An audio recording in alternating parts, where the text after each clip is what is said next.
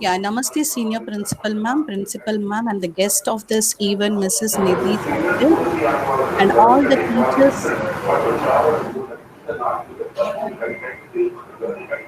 and all the teachers present in the web series talks. Tha- Thanks, ma'am, for giving us great opportunities and very glad to conduct a workshop. My name is Saraswati, handling chemistry in TVBM. Today, my topic for workshop is learning objective versus learning outcomes. Now, let us see the objective of workshop. What are learning objectives? What are learning outcomes? Difference between learning objectives and learning outcomes. What are intended and extended learning outcomes? How teachers can make use of Bloom's taxonomy effectively in teaching learning process. So let us see one by one. Now, what are learning objectives? Definition for that is learning objectives are measurable, observable statements of what students will be able to do at the end of a unit of learning. Before moving towards the definition of learning objectives, just want to ask a question to all the teachers. While framing a lesson plan, we will be seeing a lesson or learning objective. Are we able to write a learning objective according to the Bloom's taxonomy? Just want an answer from the teachers, yes or no. Are we writing? If yes, fine. And if no, I assure you that after after finishing this workshop, you will be getting an idea how to write a learning objectives and learning outcomes. Yes. Now let's move on to the learning objectives. As if it's given, it is a measurable and observable statements. What is that measurable and observable statements? Let us look at that. Measurable and observable is nothing but it is an action verbs. Like measurable is how teachers can view from the students. Will they able to, like it will be viewed by the skills, either by the knowledge. And observable means it will be viewed by the behavior. So learning objective is totally teacher's point of view. So that is why it is called teacher centered, a role of a teacher to bring out the knowledge from the student. So next we're moving towards the learning outcomes. Now, what are learning outcomes? So statements of what a student will be able to do as a result of learning activity. Now, this is focused on two. How teacher will come to know that what students can able to do at the end of the process. First one, it will be reflect broad conceptual knowledge and essential skills. Through, through the students' skills, teacher will be able to know that whether students will be able to do the activity or not at the end of the class. Next one is focus on result of learning experiences. So learning outcomes is totally based on the student centered part, right? Now, difference between objectives and outcomes. So, first point we are going to see in this difference is objectives are teacher centered. Teacher centered mean completely these objectives are focused on teacher, a role played by the teacher to enrich the students. Outcomes is nothing but it is a student centered. Student centered means what? It is a role play by the student at the end of the course that whether they have understood or not. Next is a vision. Objectives are vision.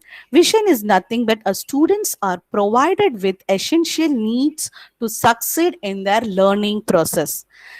Mission students are provided with essential lifelong learning experiences in all their aspects of life. This is what a mission of a student the end of the process.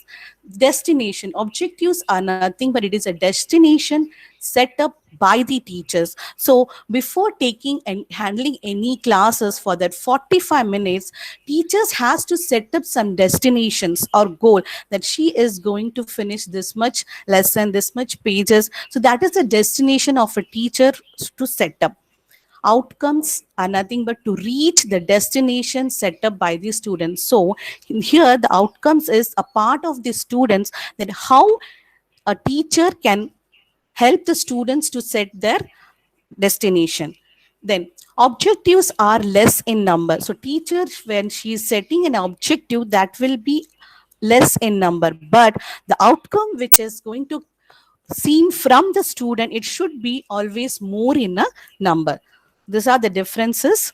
Next we will see the according to Bloom's taxonomy, how the domains are being differentiated, right? So first one is cognitive domain, psychomotor domain, and affective domain. These are the two domains explained by the Bloom's taxonomy.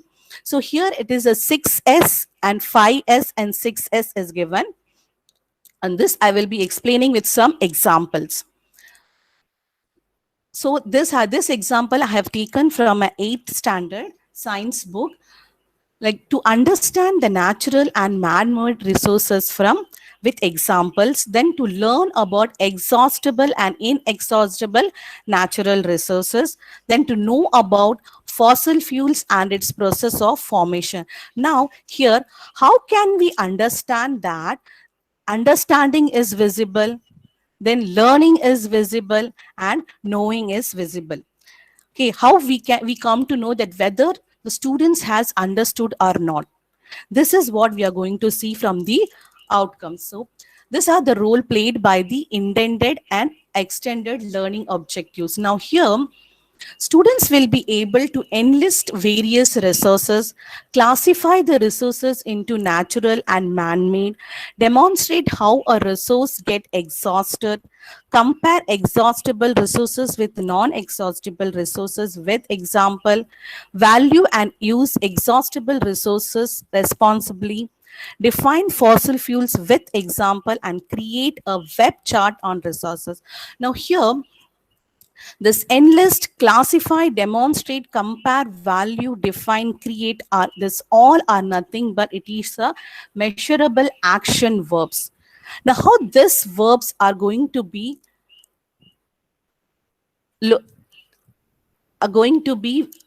seen in a Bloom's taxonomy? We are going to link this both, right? So the teachers has to be remember that this verb used here, it should be always a action words point to be remembered. And in learning outcomes, always understood to know should not be used. Now let us compare this. First one is enlist. Enlist comes under remember. Classify comes under understand. Demonstrate comes under apply. Then compare comes under analyze. Value and use comes under evaluate. Create comes under create. And another one thing, define and also comes under remember. So these are the way how action verbs are being arranged. So here, we have to arrange from the higher order thinking skills to the lower order thinking skills. That's the reason why this Bloom's taxonomy has been arranged in a pyramid shape, in a triangular shape, so that it is suggested that some of the action words used in learning outcome should be always in a higher order. Fine. The students also has to first analyze, then evaluate is possible. Hence, as we move higher up, all the lower levels are automatically used. Generating learning objectives using Bloom's cognitive taxonomy, as if I have said before that every action verbs should be arranged from lower order thinking level to the higher order thinking level. So here I have given some verbs: recall, examine, apply, analyze, evaluate, and create. These are few verbs and words how we can use it, like describe, name, find, can use in the learning outcomes. Then designing learning outcomes, how we can design the learning outcomes. What are learning outcomes? Why to set a learning outcomes and how to set a learning outcomes. Now first we will see what are learning outcomes.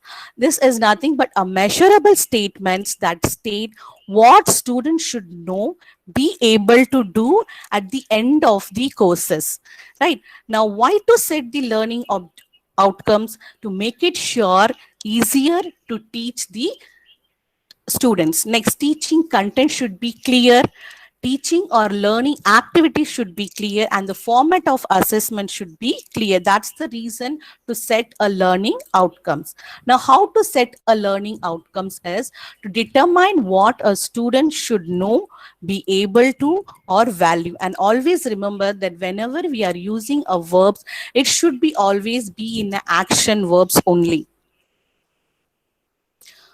According to T. Paul's Faculty Council in 2012, he has approved a 6 university-wide learning goals and related outcomes. He has tested this outcomes in a 6 university, and the result has given into 3. That is, more easily align objectives, clearly can communicate, and establish a logical sequence. So these are the outcomes which DePaul's Faculty Council has given for the learning outcomes. Now let us look at the quick recap. So far we have covered. First one is learning objectives are a goal which the student teacher team is trying to achieve. Learning objective gives structure to the teaching learning process. Learning outcome should be observable and measurable. The action words used preferably should have some words which falls into the higher level of thinking skills according to the Bloom's taxonomy. Then the conclusions, goals are where you want to go. Objectives are how you get there. Outcomes are a proof that you have arrived. So to be a good teacher, our goals should be there, objectives should be there, and outcomes should be there. Then a quote written by the Dr. APJ Abdul Kalam for education. Education is the most powerful weapon which you can use to change the world. As a teacher, we are having a powerful weapon, that is education. With the help of the education, we can train the students, we can nurture the students for the betterment of their future. Thank you. Thank you, Saraswati. That was a crisp presentation.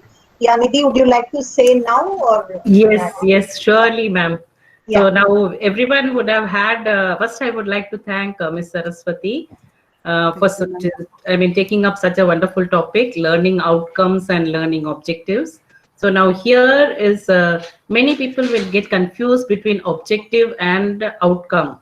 So learning objective and what is learning outcome? If we ask, like she started, the teachers, what is the first thing you start with before starting your notes of lessons? This usually the new teachers might get confused, like how to start with.